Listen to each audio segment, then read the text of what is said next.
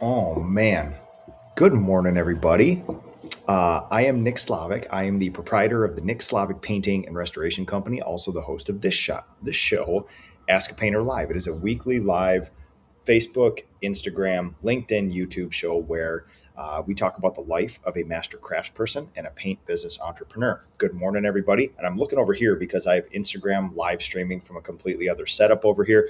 Constant improvement, still working with it. My main show is on a horizontal cinematic format, and Instagram still does not accommodate that, so I go vertical there.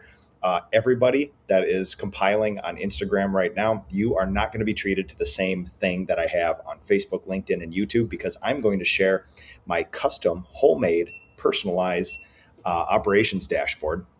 And I'm going to talk to you about some data anomalies that we have so far this year and potentially what we're going to do about them. We're going to do some experiments this week, and I will probably not tell you what those are, but I will tell you next week what they were and what we did about them. So, otherwise, guys, it is a beautiful Sunday morning here.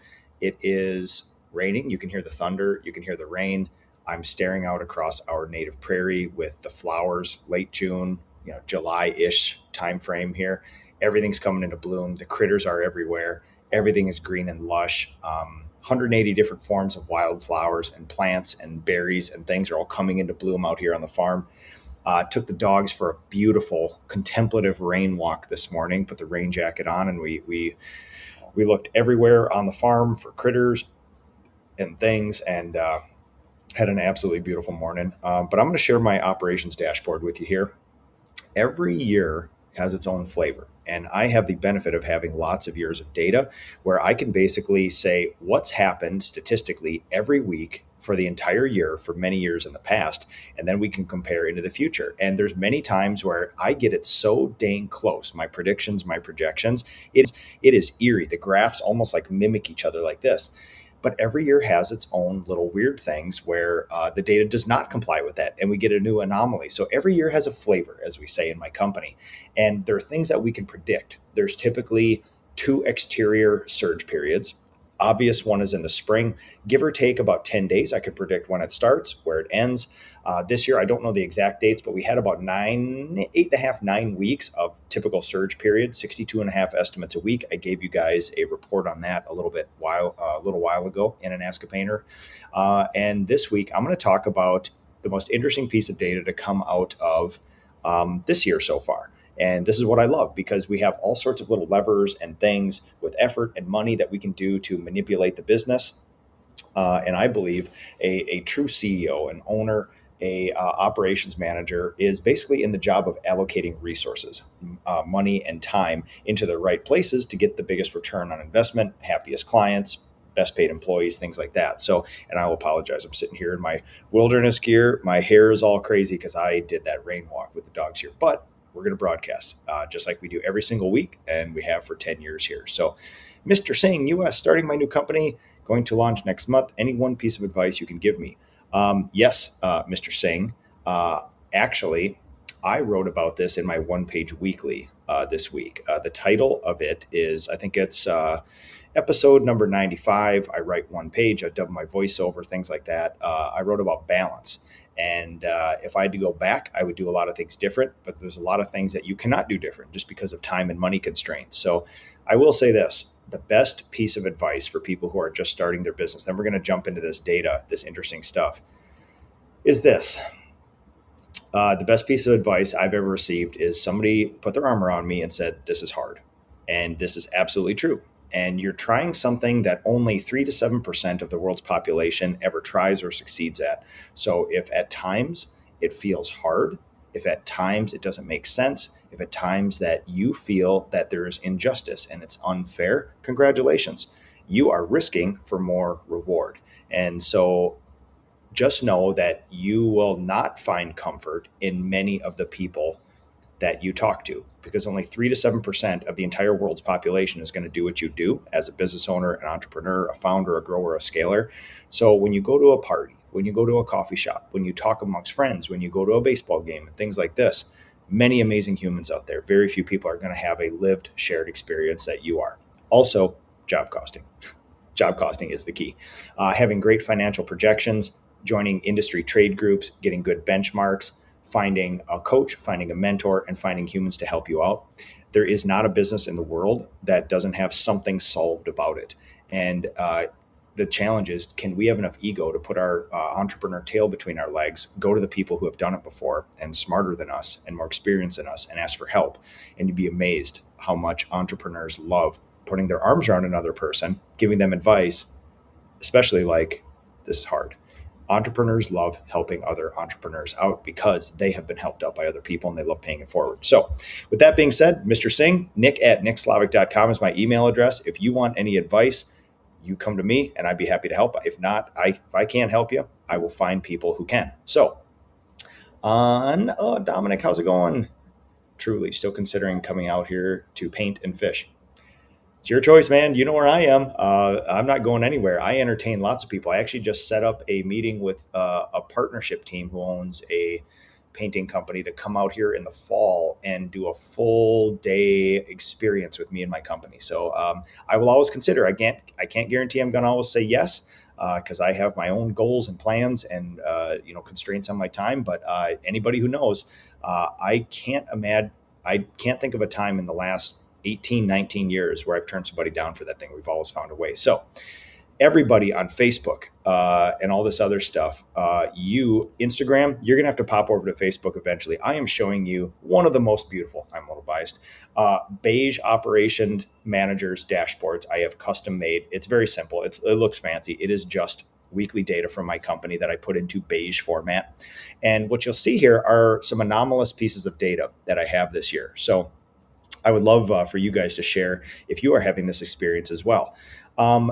We are up about 10.5% on leads for the year. We have 1,202 leads that came in so far. Now, when I say up or down, this is based on my projections. Some of these are based on data from years in the past. We'll get to that later when I parse this out. But basically, this is my projections. And so the problem is you have to consider what are the projections and are they different from last year? My projections are not based on the same numbers as last year. My projections are based on about a 15% increase in total business this year. So if we're up or down, it's based on a projection 15% higher than where we were last year. And I am very glad to report that you have to kind of put an asterisk next to this. There's two ways of reporting these numbers. There is like, here's how many we have, and then you can give an indication, red or green, based on what you need to survive, based on what you did last year, or based on what your higher goals are. This, you got to couch this under, these are based on my higher goals. So when you see a plus number, it's plus what we did last year, 15%. It's over and above what we did last year. And it's also over and above my projected 15% increase this year. So there's some things that are red, there's some things that are green. And here's what sticks out. 1,202 leads so far this year, give or take. We're about 10.5% ahead of where we were in the years previous. And you can see the arc of my leads here. You can see the bumps, the 3 tan bumps, the beige bumps right there. We set 3 new records in the company for leads per week. We're approaching like that 90 mark, give or take. And that was spring. We had a huge surge in the spring. It was awesome. We took advantage of it. And you can see that my projections and actual, even though we put a 15% increase in, it's pretty eerily accurate right there. So now let's jump down to sales. This is the most interesting thing. And we have my aggregate sales number, and then we have it broke out into interior, exterior, and then commercial as well too. We have sold about 2.44 million this year. We are almost 25% ahead of where we were last year and ahead of the 15% projection there. But the most interesting thing is if you just look at sales at week 26, we're at the halfway mark, right? This is halfway through the year, 52 weeks in a year. We're at week 26. We have a little bit of data left from this week to put in here, but otherwise pretty accurate numbers. We're at 2.44 million total sales. We're about 25% of where I want to be projected in that. But when you parse that out, if you just take that number, you'd say, oh my God, everything's great. We're doing fine. But it doesn't tell the whole story of what we do. When you parse it out between interior, exterior, and commercial, what you're going to find is this. Interior, this is the most phenomenal number ever.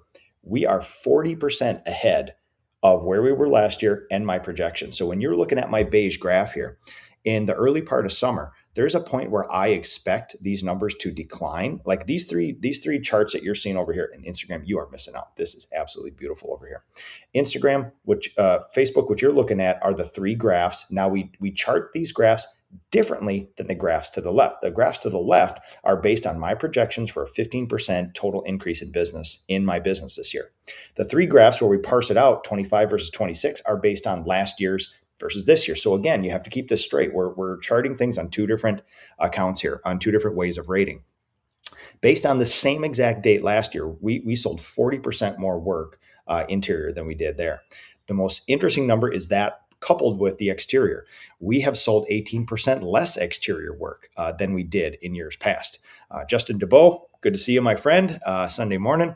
So now this is interesting because last year at this time, we were about 75% ahead of my projected sales for exteriors. So now we've seen a big churn, a big change in this industry, or at least my little paint economy. And what we find out, and you can parse this over. So we have our total leads and total sales.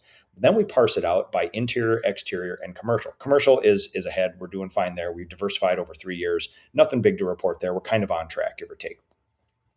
When we parse it out, when we take the exterior and go parse it out even farther, then we start looking at 4 major job sizes. We have under 5K, 5 to 10, 10 to 15, 15 to 20, and obviously there's some big anomalous ones like that. They come and go kind of here and there, so we don't chart those. But the biggest change when you parse out the exteriors is under 5K, we're about on track. 5 to 10K has dropped off a cliff. There's about 60% less sales in there. And if you guys know the exterior market, residential market, you'll know that the bread and butter paint job is somewhere between that, 7 and 10K, give or take. That's about what the average size house costs to repaint on the exterior. So what's interesting is then we try to figure out like, okay, why is that? Did something change? Because we actually held our prices pretty steady in the price of inflation and material increases and labor increases and all this other stuff. We kind of put our chips on increasing some other little ancillary costs, and we kind of kept our bread and butter pretty standard. I mean, we indexed it with the cost of some of our things, but it wasn't a major price increase. And this is coming off a couple of years where coming out of COVID 2024, we drastically took down this price to more moderate it and sell more. And we did the year after. So this year, now we're trying to figure out, is it something that we're doing or is it something else out there? Is it consumer confidence? Are there as many opportunities as we have before? And the answer is yes, we're getting plenty of opportunities. We had a flurry of sales early on. It's been a little bit quiet with exteriors. We're steadily just plugging away. I saw 2 10K exteriors come through this week amongst many other exteriors. But we're not setting these crazy records like we used to in years past. So now what I'm trying to figure out is like, okay, we have more leads than we did last year. We're ahead in sales, but it's mainly interior, which is not something I saw. We're getting just as many opportunities for exterior, but fewer people are saying less in our bread and butter thing there. And so what I did, I called a summit between my 3 estimators. We got Ian and Tom, full-time residential estimators. We got my young protege, Jack, who is in the summer training. He's doing all the, not all, but he's running the entire deck crews now. He's got four crews, about 10 guys going around doing, decks, porches, play sets, things like that. And he's doing a lot of the estimates for it. He's doing all the project management for it. And what's interesting is I brought all 3 of these guys together and I just had a ideation session with them. And they are potentially believing, like, I will always nix the idea of externalities affecting my business, right? Because typically it's like we can always just do better. There's always something new to learn. But I opened it up to externalities this time. And we're theorizing 2 things may be taking place. We're getting just as many opportunities, but fewer people are saying yes. So again, you could start saying, well, there's wars going on, oil is higher, consumer confidence is down, debt is high, people are running up credit card debt, the prices of housing is high, the interest rates are still relatively high, not historically, they're still super low. So you could it'd be very easy to just make 10 leaps forward and say, well, the economy is causing this.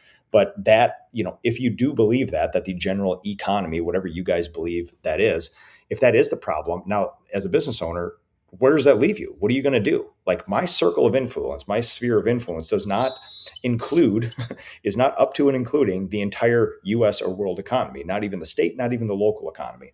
So then the problem is great. If you do believe that, you're basically neutered. You can't do anything about it. So now we start looking for some other things. And one of my estimators said something really, really smart, which is it could be painters cutting their own Achilles heel. If the economy gets bad, painters usually respond quicker. We have a very unprofessionalized industry. This is a theory. Homeowners are technically more professional than the average paint business owner. Here's how the theory goes. When the economy gets slightly tough, Sherwin-Williams, Benjamin Moore put out a price increase, the price of gas goes up, painters get scared because they kind of live week to week and they start slashing their prices. This is assuming that we're selling less and other people are selling more. I cannot prove that, right? There's some companies where I trust the data, but the problem is they're all like us. Like they're professional, they have a marketing strategy, they have developed estimating and salespeople. I don't have the data from the 99% of the industry that's kind of ragtag here and there, no standard operating procedures, not even writing anything down.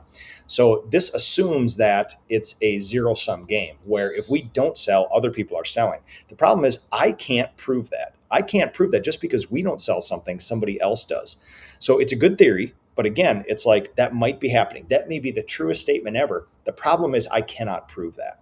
So now we have to figure out, what do we do for this? So we're about 300,000, 330,000 off from, we sold about $1 million to exterior, depending on how you parse it off last year. We are sitting at about 673, 674.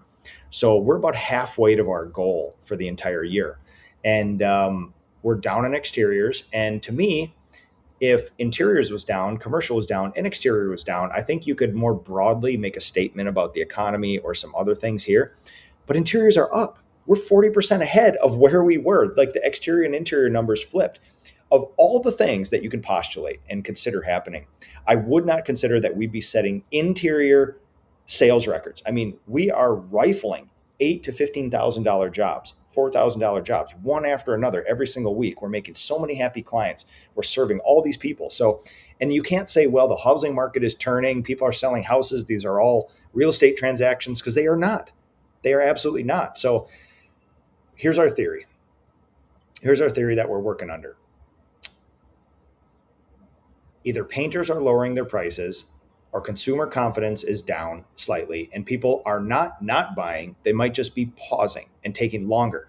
So I'm going to parse out the data in this next week from the entire year. And during the surge period, I found that on average, I think there was the entire history of the company. It's about 14.4 days from the time we give the person the estimate to the time they accept. In the surge period, that got down to about 4 to 7 days. So you can tell the urgency and the hotness of the market goes up at that point. I think the theory is insanely busy spring, lots of things going on. I think people are just not buying as quickly as they were. That is the theory I'm operating under. I'm going to take out the externalities of the economy. I'm going to take out the externalities of painters doing irrational things with their prices and their business or their timelines. And I'm just going to say, we're getting as many opportunities. We're not selling as many. And now we're going to do something about it. The experiment starts Monday and will likely continue the Monday after that. I will tell you guys the results of this experiment when it is done.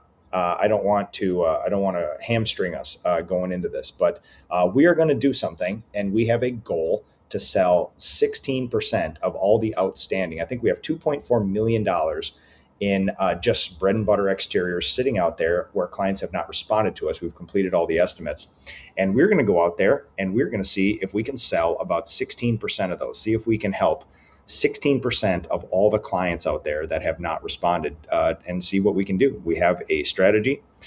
We have some metrics to go on, and it starts Monday. So I will let you guys know after that. But I love these years because we are way ahead in sales. We are way down in exterior sales, and I'm going to see if we can do something to juice it up. And as always, I will fully let you guys know how all that works. Dustin Zapanzik, one of my oldest best friends in the industry. Appreciate you, man. Okay, guys, that's about it for today. If you are on Instagram, you have missed out on the full operations manager treatment here with all my beige graphs, all my current data, literally up to this morning, all my stuff for Paint Scout and the company put on here. And so if you guys got any questions, you got any comments, I will be here for you. Nick at nickslavic.com. If you guys need anything, as always. Other than that, do me a huge favor, everybody on Instagram and Facebook, share this to your feed, share this to your story, and have a good rest of the weekend. And enjoy, folks. See ya.